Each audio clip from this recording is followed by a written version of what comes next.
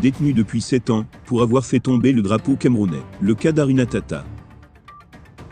Haruna Tata est détenu à la prison centrale de Kondangui, à Yaoundé, Cameroun, depuis 2016. Il a été arrêté au bureau du préfet de Bali après avoir fait tomber le drapeau du Cameroun, un acte qui a conduit à son incarcération.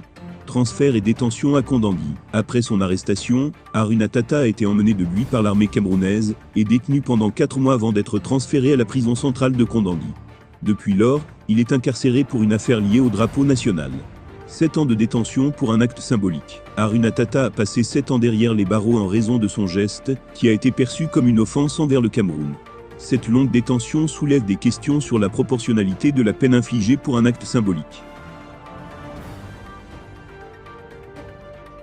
Voilà presque un mois, Kamgou Belinga, Justin Dango et Maxime Eko sont inculpés et transférés en prison, dans le cadre de l'affaire Martinez-Zogo. Et, il y a quelques semaines déjà, l'affaire est quelque peu silencieuse. Juste après l'inculpation d'Amgou Belinga et ses co-accusés, l'opinion publique avait eu droit à des rebondissements de taille, qui animaient les débats au quotidien. En réalité, ce sont les mesures d'isolement prises par le commissaire du gouvernement qui ont permis d'éviter plus de tohu-bohu autour de l'affaire.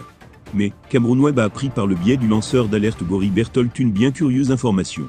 Il se trouve que Justin Dango, actuellement en détention au secrétariat d'État à la Défense, a été extrait nuitamment de sa cellule à plusieurs reprises entre 23h et 1h du matin par les gendarmes. Il est conduit vers une destination inconnue et ramené 2 heures de temps après, ajoute la source. Il est à noter que ce n'est pas la première fois que cela arrive. Comme dans les deux situations, aucune raison n'a été donnée sur cette extraction, qui se fait tard dans la nuit. Il faut ensuite se rappeler que Justin Dango, selon ses propres déclarations, était à la tête de l'opération qui a conduit à l'assassinat du journaliste d'Amplitude FM.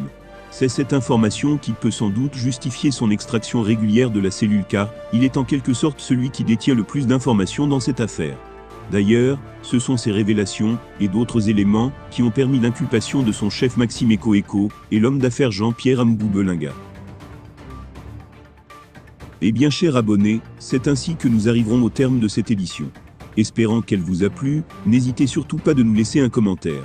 Merci et à bientôt pour une nouvelle édition.